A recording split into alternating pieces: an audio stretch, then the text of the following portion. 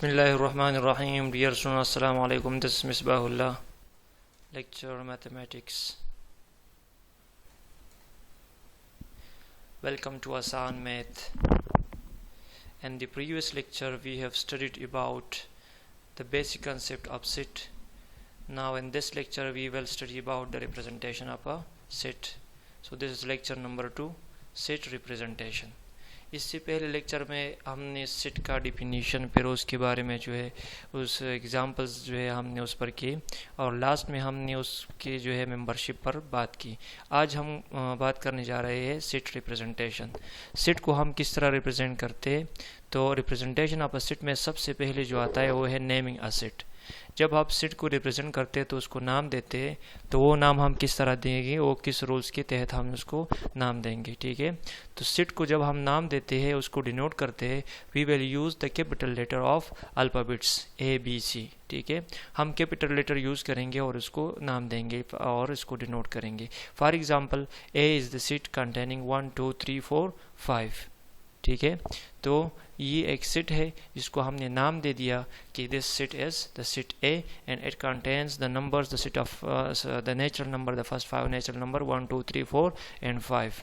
ठीक है, इसी तरह अगर हम इसके एलिमेंट्स को डिनोट करना चाहते हैं, ठीक है, उसको नाम देते हैं या डिनोट करना चाहते हैं, तो उसके लिए हम अल्फ़ाबेट्स के जो स्मॉल लेटर है वो यूज़ करेंगे, स्मॉल ABC एक्सेट्रा। तो ये था नोटेशन और denotation of a set and elements of a set. अच्छा, अब रिप्रेजेंटेशन की तरफ आते हैं, तो रिप्रेजेंटेशन ऑफ अ सेट हम इसको 3 तरीक़ों से रिप्रेजेंट कर सकते हैं। Number first the descriptive form और डिस्क्रिप्टिव वे और descriptive method, number second tabular form and number third set builder form और सेट बिल्डर नोटेशन। तो सेट को हम 3 तरीक़ों से रिप्रेजेंट करते हैं, डिस्क्रिप्टिव फॉर्म, टेबुलर फॉर्म और सेट बिल्डर फॉर्म। इसमें चौथा भी है लेकिन उसको हम यहाँ पर नहीं लिखेंगे, वो फिर अलग सा टॉपिक है, उसको कहते हैं हम वेन डायग्राम। जो डायग्राम की मदद से हम सेट को रिप्रेजेंट करते हैं तो वो वेन डायग्राम है, लेकिन वो सिर्फ ज़्यादातर हम ऑपरेशन के लिए यूज़ करते हैं। उसको आगे जाके आप लोगों उसके बारे में जो है फिर पढ़ेंगे इंशाल्लाह। अच्छा, इस लेक्चर में हम सिर्फ जो द फर्स्ट 1 है डिस्क्रिप्टिव फॉर्म और टेबुलर फॉर्म, उसके बारे में हम इस लेक्चर में पढ़ेंगे और इंशाल्लाह नेक्स्ट लेक्चर में फिर सेट बिल्डर नोटेशन के बारे में हम पढ़ेंगे। ठीक है, सो डिस्क्रिप्टिव फॉर्म में हम सेट को किस तरह रिप्रेजेंट करते हैं, तो इसमें हम सेट को रिप्रेजेंट करने के लिए सिर्फ एक स्टेटमेंट देते हैं जिसमें हमें प्रिसाइजली पता होता है कि कौन कौन से एलिमेंट ऑफ सेट में शामिल होंगे और कौन से शामिल नहीं होंगे। So in this form of representation a statement is given which precisely defines the member of a set.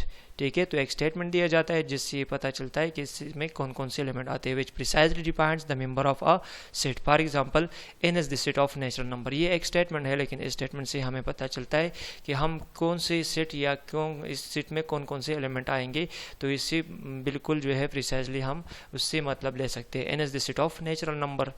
Similarly, A is the set of players of cricket team of ABA school system। A हमने एक set लिया जो ABA school system के cricket का जो team है उसके players का सेट है, वो उसमें जो है शामिल है। इसी तरह हम एक और एग्जांपल लेते हैं कि B is the set of all teaching staff of ABA school system. हमने ABA स्कूल सिस्टम कंसिडर किया, उसके जितने भी टीचिंग स्टाफ है उसका एक सेट बना दिया। इसी तरह आप इस तरह और भी बहुत सारे एग्जाम्पल ले सकते हैं। For example, the set of months of a solar year, जिसमें जनवरी, फरवरी, मार्च, अप्रैल एंड सो ऑन ये आ जाएगी। इसी तरह the number of days in a week, Sunday, Monday, Tuesday, Wednesday, तो ये जो है उसमें आ जाएंगे। तो इसी तरह हम डिस्क्रिप्टिव फॉर्म जो है ये सेट को रिप्रेजेंट करते हैं, लेकिन ये एक इसमें हम क्या देते हैं, एक स्टेटमेंट देते हैं जिससे बखूबी पता चलता है कि इनमें कौन कौन से एलिमेंट आते हैं। ठीक है, अच्छा, आगे जाते हैं टेबुलर फॉर्म की तरफ। तो टेबुलर फॉर्म में हम किस तरह क्या सेट को किस तरह रिप्रेजेंट करते हैं, इसमें हम जितने भी एलिमेंट्स हो उसका एक लिस्ट बनाते हैं। चाहे फोरी के एलिमेंट्स, अगर फोरी के पूरे एलिमेंट्स हम लिख सकते हैं तो भी ठीक है, अगर नहीं लिख सकते तो उससे चंद एलिमेंट लिखेंगे और इससे फिर इस तरह लिखेंगे कि ताकि पता चल जाए कि इसमें कौन कौन से एलिमेंट आते हैं। ठीक है, so in this form of representation all the elements और some of the elements are written separated by commas within the braces. तो इसमें या तो सारे एलिमेंट हम लिखते हैं या उससे कुछ एलिमेंट लिखते हैं और उस एलिमेंट्स को एक दूसरे से जो है कामा की मदद से अलग करते हैं और उसको ब्रेसेस में लिखते हैं। तो इसको कहते हैं tabular tabular form. For example n is the set of natural number, जैसे कि हमने पहले डिस्क्रिप्टिव फॉर्म में उसको जो है स्टेटमेंट की शक्ल में दिया था, रिप्रेजेंट किया था। अभी जो है उसी सेट को हमने लिया है लेकिन टेबुलर फॉर्म में। ये एक स्टेटमेंट नहीं है, लेकिन आप लोगों को नज़र आ रहा है कि एक सेट है जिसमें 1 है, 2 है, 3 है, और डॉट्स का मतलब है up to so on, up to 100 and then up to so on forward जो है ये जा रहा है। इसमें 101, 102, 1 lakh crore and so on, सारे एलिमेंट्स जितने भी नेचुरल नंबर है वो इसमें आते हैं। तो ये है tabular form of a set. तो सेट को हम टेबुलर फॉर्म में जब रिप्रेजेंट करना चाहते हैं तो उसमें कुछ एलिमेंट या सारे एलिमेंट हम लिखते हैं और separated by commas within the braces.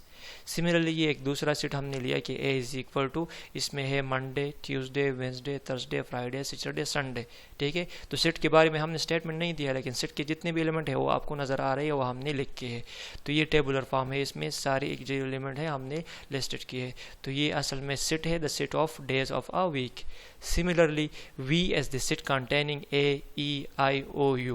So this is the set which contains the vowel of English alphabets. जिसमें सारी अगर आप लोग देख सकते हो तो ये vowels है। ठीक है, ये याद रखिए कि हर एक सेट के लिए ज़रूरी नहीं है कि हम स्टेटमेंट दे सके।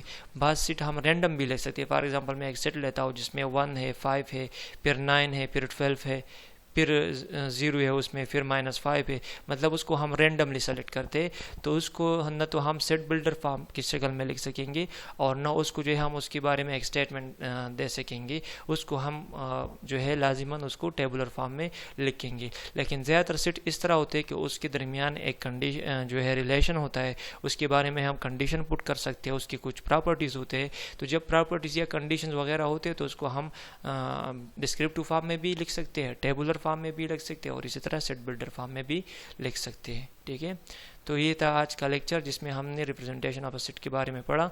उसमें हमने डिस्क्रिप्टिव फॉर्म में हम सेट को किस तरह रिप्रेजेंट करेंगे और इसी तरह टेबुलर फॉर्म। इंशाल्लाह नेक्स्ट लेक्चर में फिर हम पढ़ेंगे सेट बिल्डर फॉर्म या सेट बिल्डर नोटेशन के बारे में।